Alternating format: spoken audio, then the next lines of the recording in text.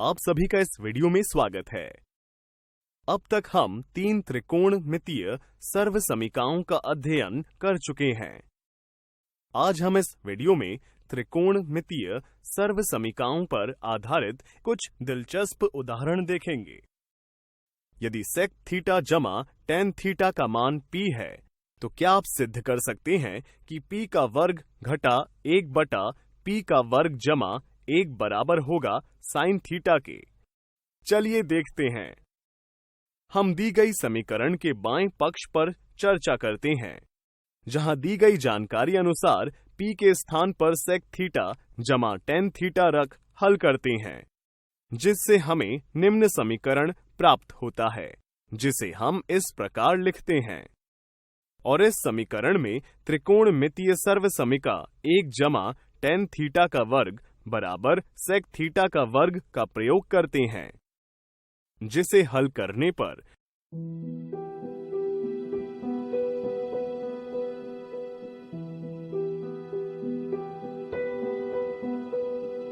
Tan theta बटे sec theta प्राप्त होता है। लेकिन हम जानते हैं कि टेन थीटा को साइन थीटा बटे कॉस थीटा तथा सेक थीटा को 1 बटे कॉस थीटा के रूप में लिख सकते हैं, जिससे हमें बाएं पक्ष का मान साइन थीटा प्राप्त होता है, जो दी गई समीकरण के दाएं पक्ष के बराबर है। इस प्रकार हमने यह सिद्ध किया।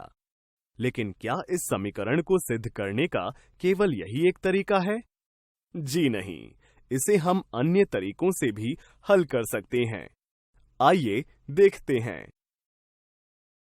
दिया गया है कि सेक थीटा जमा टेन थीटा p के बराबर है, जिसे समीकरण 1 से दर्शाते हैं। और हम जानते हैं कि 1 जमा टेन थीटा का वर्ग सेक थीटा के वर्ग के बराबर होता है, जिसे हम सेक थीटा का वर्ग घटा टेन थीटा का वर्ग बराबर 1 के रूप में रख हल करते हैं।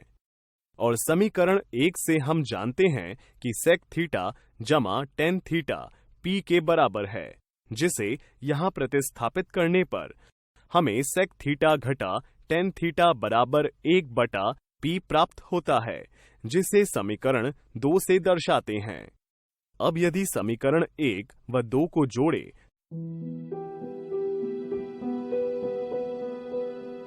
तो हमें सेक थीटा बराबर p का वर्ग जमा 1 बटा 2p प्राप्त होता है, जिसे हम इस प्रकार भी लिख सकते हैं।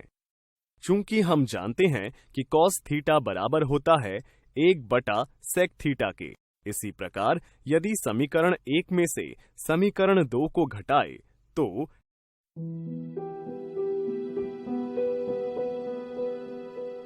टेन थीटा बराबर p का वर्ग घटा 1 बटा 2p प्राप्त होता है, जहां हम टेन थीटा को साइन थीटा बटा कॉस थीटा के रूप में बदल कॉस थीटा का मान रख हल करते हैं।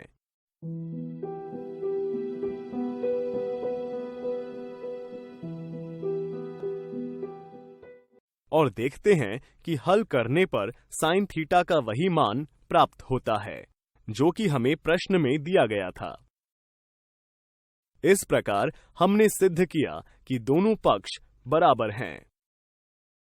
जाते जाते आपको एक प्रश्न हल करने को दिया जाता है, तो उम्मीद है कि आपको त्रिकोणमितीय सर्वसमीका पर आधारित यह उदाहरण समझ आ गया होगा। अध्यापक भी कक्षा में विद्यार्थियों की सूझबूझ का परीक्षण ऐसे ही कुछ उदाहरणों की मदद से कर सकते हैं।